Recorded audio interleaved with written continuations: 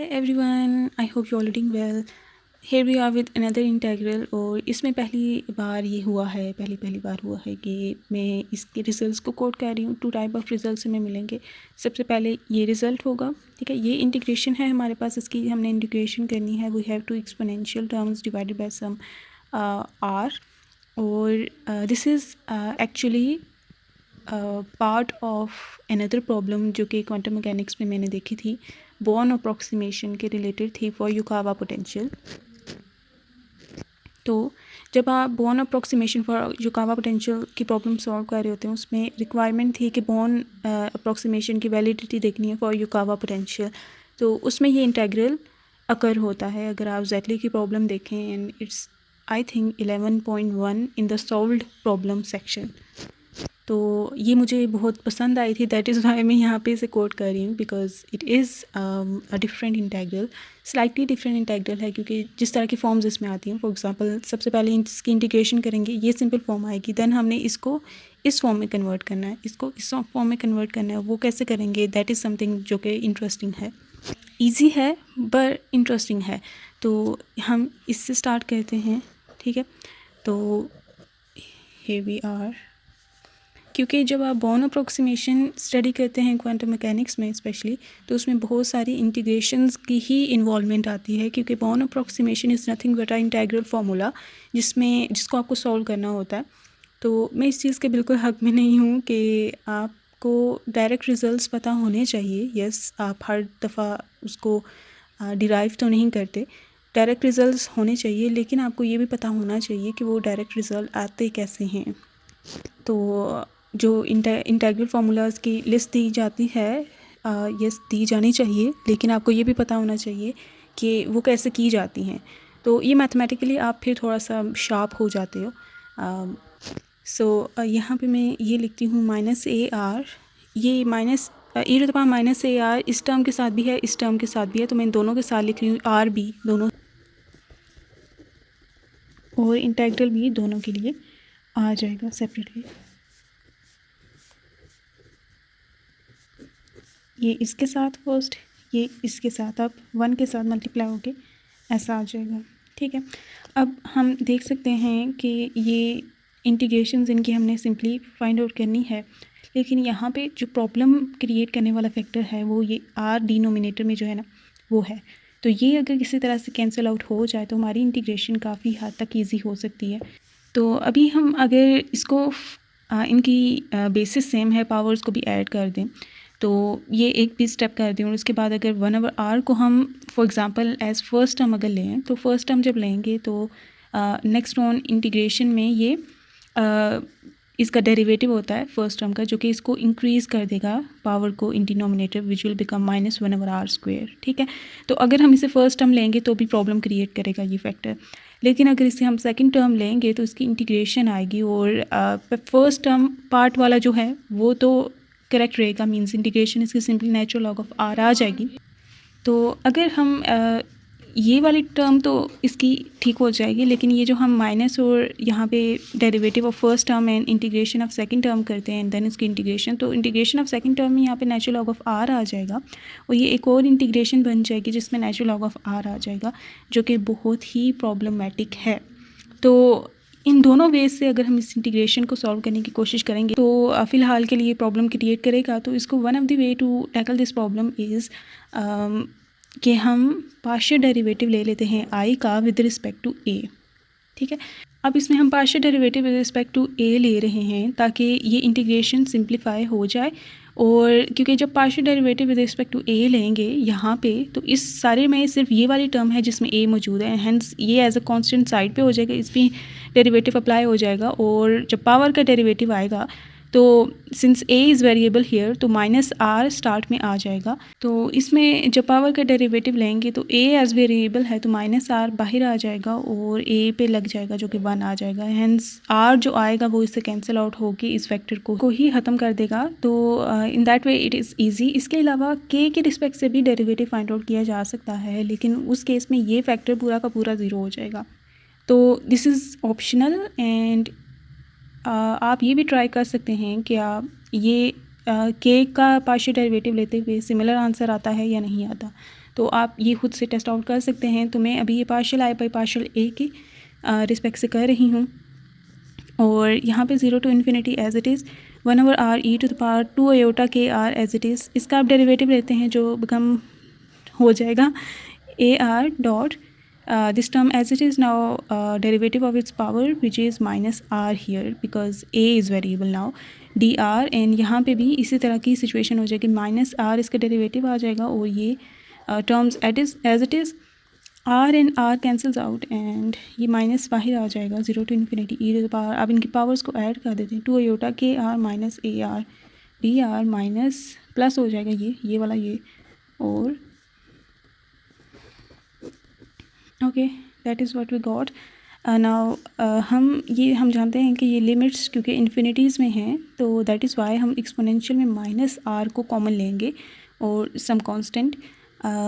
ये इससे पहले भी हमने इस बात को डिस्कस किया था कि जब भी आप एक्सपोनेंशियल से डील कर रहे होते हैं और यहाँ पे अगर लिमिट जो आप पुट करना चाह रहे हैं उसमें इन्फिनिटी आ रहा है, पॉजिटिव इन्फिनिटी आ रहा है और एक्सपोनेंशियल फंक्शन है, तो आपकी कोशिश ये होनी चाहिए उसे कन्वर्ज करवाने के लिए कि आप यहाँ पे minus r prime times some constant d create करें, क्योंकि in that case it will be e⁻ minus infinity which is equal to 0, जो कि इसको कन्वर्ज करवा देता है। और इसी तरह अगर माइनस इन्फिनिटी अगर लिमिट ऑफ इंटीग्रेशन है तो उस केस में आप e⁻r प्राइम आर टी की फॉर्म में लाते हैं, क्योंकि इसमें जब आप आर पुट करते हैं वो माइनस इन्फिनिटी पुट करते हैं which is again 0 which is converging result. लेकिन अगर आप कन्वर्स कर दें मीन्स अगर इन्फिनिटी है और आप e⁻r डी फॉर्म कर दें तो इसमें आर जब आप पुट करेंगे e⁻ इन्फिनिटी आएगा विच इज़ इन्फिनिटी। किसी भी कांस्टेंट की पावर इन्फिनिटी हो तो वो इन्फिनिटी ही होता है, other than 1 की power infinity which is indeterminate form we can not say anything about it. इसी तरह 0 power infinity, infinity power infinity, तो ये अनडिटर्मिनेट फॉर्म्स है जिनको आप कोई भी वैल्यू एलोकेट नहीं कर सकते, लेकिन ये कर सकते हैं आप, क्योंकि e is 3.418 which is other than 0 and 1। Now for that reason हम यहाँ पे अब यही चीज़ करेंगे और आपने ऐसा बिल्कुल नहीं करना कि फॉर एग्ज़ाम्पल आपके पास e⁻r हो, ठीक है, और इसमें आपने इन्फिनिटी पुट करना है और आप ये कर दो like minus into r prime like that, ठीक है। ये आपने बिल्कुल नहीं करना, ये बिल्कुल भी नहीं करना, ये रॉन्ग है, आप ऐसे नहीं लिख सकते। ये क्योंकि इफ़ेक्टिवली प्लस ही है तो आपको हमेशा वो जो लैम्डा मैंने इंट्रोड्यूस कराया था उसके थ्रू इस चीज़ को सेटअप करना होता है। ये इससे पहले जो मैंने इंटेग्रल्स किए हैं आप उनको चेकआउट कर सकते हैं जिनमें वो मेथड यूज़ हुआ था जिसमें हम लिमिट्स अप्लाई करके एक तरह से ये सॉल्व करते हैं। एंड वो वाला है वीडियो जो इससे पहले ही मैंने अपलोड किया था which is about the integration of sine K R from 0 to infinity power limits. तो वो उसकी इंटीग्रेशन में ये मेथड इन्वॉल्व होता है, तो आप वो ज़रूर देखें। मैं इसका लिंक डिस्क्रिप्शन बॉक्स में दे दूँगी अगर आप इंटरेस्टेड हैं। तो यहाँ पे मैं माइनस आर को कॉमन लूँगी for the same reason I told now. तो ये -2 आयोटा के बच गया अंदर प्लस ए बच गया, और यहाँ पे ये आर तो ख़त्म हो गया था सॉरी। तो ये e⁻−ar ये तो पहले से ही करेक्ट फॉर्म में है तो हम ऐसे रहने देंगे। अब यहाँ पे इसकी इंटीग्रेशन करते हैं which is e⁻−r a -2 iota के डिवाइडेड बाई -a-2 आयोटा के, ठीक है।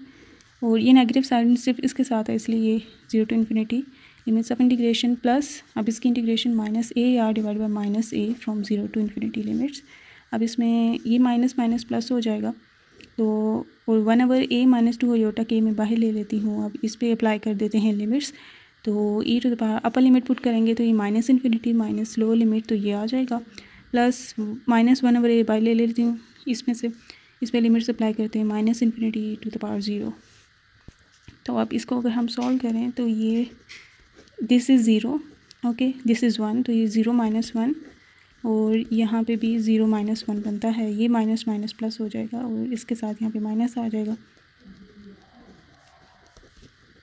अब इसका हम मज़ीद कुछ और नहीं करेंगे, ठीक है, क्योंकि यहाँ पे हमारे पास पार्शियल आई बाई पार्शियल ए है। एलसीएम वगैरह नहीं लेना, थोड़ा मुश्किल हो जाएगा क्योंकि यहाँ पे हमने दोबारा इंटीग्रेशन करनी होगी ए के रिस्पेक्ट से, ये इधर ले जाएंगे हम, ठीक है। और आई क्योंकि हमें चाहिए ना, हमें आई फाइंड आउट करना था, इसको इधर ले जाएंगे और ये इंटीग्रेशन कर देंगे क्योंकि ए यहाँ पे वेरिएबल है तो it is like natural logs इनके आ जाएंगे। तो हम ये करते हैं, तो ये अभी ये पार्शियल ए दोनों के साथ में लिख देती हूँ और दोनों तरफ इंटीग्रेशन।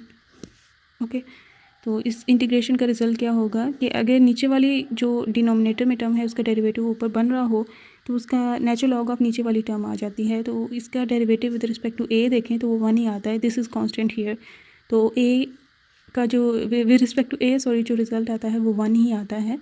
अगर a माइनस 2 आयोटा के का पार्शियल ए डेरिवेटिव लें तो ये इसका ए के रिस्पेक्ट से डेरिवेटिव 1 ही आएगा और ये तो ज़ीरो हो जाएगा क्योंकि इनमें ए आ नहीं रहा। तो दिस इज़ लाइक पार्शियल ए तो ए के अलावा हर कुछ कांस्टेंट। तो 1 तो हमेशा ऊपर मौजूद ही होता है। तो इसकी जो इंटीग्रेशन आ जाएगी वो natural log of 1 a minus 2 iota की आ जाएगी, जबकि इसकी इंटीग्रेशन a का डेरिवेटिव 1 ही होता है जो ऊपर मौजूद है। तो नेचुरल लॉग ऑफ a आ जाएगा। ओके, तो मैं अब इसको इलादा से लिखती हूँ। अब ये यहाँ पे i आ गया क्योंकि यहाँ पे पार्शियल i था जिसका इंटीग्रेशन i ही आती है। तो ये -1 है इसके साथ, ठीक है। तो नेचुरल लॉगरिथम्स की प्रॉपर्टी होती है कि जो भी इसका कोफिशिएंट है वो इसके ये जो टर्म लिखी होती है नेचुरल लॉग के अंदर उसकी पावर बन जाती है। तो हम ये इसकी पावर में लिख देते हैं 2 आयोटा के की पावर हो जाएगी ये -1 प्लस नेचुरल लॉग ऑफ ए, ठीक है। नेचुरल लॉग के साथ कुछ भी चीज़ है ना तो उसकी पावर में आ जाता है। तो ये इसकी पावर में आ गया। और ये अगर 2 नेचुरल लॉग एक दूसरे से ऐड अप हो रहे हो तो हम इसे एक में लिख सकते हैं। नेचुरल लॉग कॉमन ले लिया और ये दोनों चीज़ों का प्रोडक्ट आ जाता है जो इसके अंदर लिखी हुई है। तो ये टाइम्स ए, तो ये इसको डिनोमिनेटर में ले जाते हैं तो ये बन जाएगा a divided by a minus 2 iota के। अब इसमें हम एक ये चीज़ कर सकते हैं कि लेट्स से मैं इसको लिखती हूँ इसको इन्वर्ट कर देती हूँ और इस पे होल पावर -1 ले आती हूँ, ठीक है। ये मैं इसलिए कर रही हूँ जिस फॉर्म में हमें चाहिए वैसा लाने के लिए। तो -1 को हम स्टार्ट में ले आएंगे जैसे कि हमने पहले भी देखा था इसकी प्रॉपर्टी है। तो ये natural log of a minus 2 iota के डिवाइडेड बाई a के इक्वल हो जाएगा। एंड इसको फर्दर ऑन अगर हम एलसीएम सेपरेट करें a दोनों के डिनोमिनेटर में सेपरेटली आएगा तो ये इस तरह से बन जाएगा। तो ये 1 minus 2 iota k by a आ जाएगा। और ये मॉड्स शो करते हैं कि ये जो क्वांटिटी है हमेशा पॉजिटिव होगी, इट मेक्स श्योर। और क्योंकि नेचुरल लॉग जो है उसकी डोमेन हमेशा पॉजिटिव नंबर्स होते हैं, नेगेटिव नंबर्स नहीं होते। तो ये इस तरह से हमारे पास आई फ़िलहाल इस चीज़ के इक्वल आ चुका है। अब हमें इस फॉर्म को रिड्यूस करना है उस फॉर्म के जो कि हमने पहले देखी थी इस तरह की फॉर्म में, ठीक है। तो इसके लिए यहाँ पे हम देख सकते हैं कि ये जो है ये रियल पार्ट है और ये कॉम्प्लेक्स पार्ट है। तो ये ऐसे लिखा गया है जैसे लिखा जाता है कॉम्प्लेक्स नंबर्स को, तो हम वही यूज़ करेंगे। इस चीज़ को अचीव करने के लिए हम ये चीज़ यूज़ करते हैं कि हमें पता है कि z is equals to a plus iota b होता है, ठीक है, which is further equals to r e to the power iota theta के, ठीक है। दोनों तरफ हम नेचुरल लॉग ले लेते हैं। Natural log of z that will be equals to अगर इस पे अप्लाई करें that will be equals to r natural log of r e to the power iota theta. दोनों प्रोडक्ट में आ रहे हैं तो दोनों का नेचुरल लॉग सेपरेट हो जाएगा, ठीक है। तो एक ये फॉर्म भी ठीक है, एक इस फॉर्म में भी हम लिख सकते हैं। तो that form is more of what we need. तो natural log of iota theta start में आ जाएगा और नेचुरल लॉग ऑफ ई हो जाएगा। नेचुरल लॉग ऑफ ई 1 होता है तो ये इस चीज़ के इक्वल हो जाएगा। Natural log of z that will be equals to natural log of are plus iota theta. अब हम देखते हैं कि आई हमारे पास क्या आया था। I was equals to natural log of 1 minus 2 iota k by A. तो ये हमारे पास आई इसके इक्वल था। तो हम लेट करते हैं कि नेचुरल लॉग ये ठीक है, ओके। तो ये z जो है that is equals to this one quantity, okay. z is equals to let's say 1 minus 2 k by A iota को सेपरेट कर लेते हैं, ठीक है। और ये ठीक भी है क्योंकि हमें पता है कि z equals a plus iota b, इस फॉर्म में भी हम इसे लिख सकते हैं। तो यहाँ पे a 1 है और b minus 2 k by a है आयोटा उसके साथ, ठीक है। तो ये कॉम्प्लेक्स नंबर है हमें पता है। तो हम z इसके इक्वल लेट कर लेते हैं। अब हम फाइंड आउट करते हैं, z हमें पता चल चुका है, ठीक है। नेचुरल लॉग ऑफ z ये i जो है वो minus natural log of z के इक्वल है, इन दैट सेंस, ठीक है। तो और यहाँ पे इसकी पावर में -1 नहीं रखना, क्योंकि पावर में रखेंगे तो हम ए और बी को सेपरेट नहीं कर पाएंगे, ठीक है।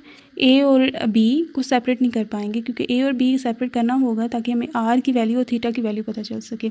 अगर आप इन्वर्स लेते हैं तो ये इसका इन्वर्स बनेगा, जो कि मिक्स्ड फॉर्म में अयोटा और सब कुछ देगा, जो कि फिर आप सेपरेट नहीं कर पाएंगे कि कॉम्प्लेक्स पार्ट एक्चुअली में क्या है, उसे ए प्लस अयोटा बी की फॉर्म में नहीं लिख पाएंगे। In short that is why हमने इसको इस फॉर्म में लिया है, minus natural log of something like that. तो नेचुरल लॉग ऑफ जी इसको लेट कर लिया। अब जी ये हमने देख लिया, जी ये है जिसमें a = 1 है, b = -2k/a है, दैट इज़ क्लियर। ये से हमने कंपेयर किया इससे स्टैंडर्ड फॉर्म से।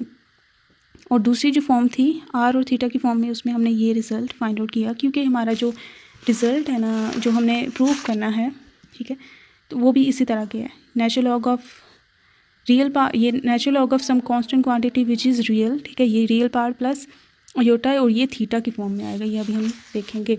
तो ये यहाँ पे हमने देखा। अब हमें आर की वैल्यू चाहिए। आर की वैल्यू इक्वल होती है that is equals to a² + b² का होल अंडर रूट, ठीक है।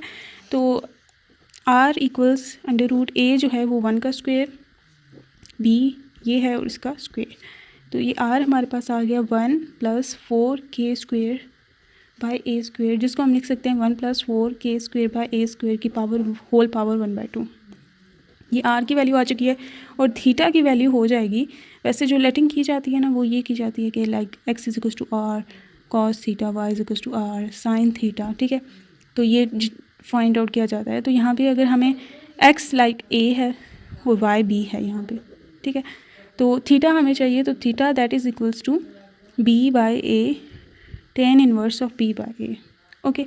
तो tan इनवर्स ऑफ ये b/a, यहाँ से हम अगर इन दोनों का रेशियो फाइंड आउट करें, sine b = r sin theta को डिवाइड करें a = r cos थीटा से, तो r कैंसिल हो जाते हैं, यहाँ पे tan थीटा बन जाता है, यहाँ पे b/a बन जाता है, और दोनों tan उधर ले जाते हैं, tan इनवर्स हो जाएगा, तो tan इनवर्स ऑफ b/a आ जाता है। ये रिज़ल्ट भी इससे डिराइव किया जा सकता है, लाइक इन दोनों का स्क्वायर लेते हैं,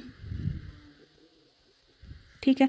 यहाँ पे बन जाएगा a² = r² cos² थीटा, यहाँ पे बन जाएगा b² r² sin² थीटा। दोनों को ऐड कर देते हैं, दोनों की रिस्पेक्टिव साइड्स, तो ये इस तरह से बनता है रिज़ल्ट। r² कॉमन ले लें तो अंदर बच जाता है cos² theta + sin² theta which is equals to 1।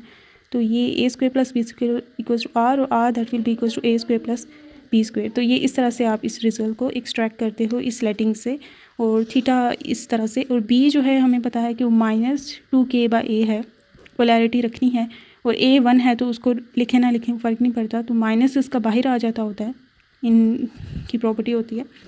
तो ये हमारे पास थीटा आ चुका है, ठीक है।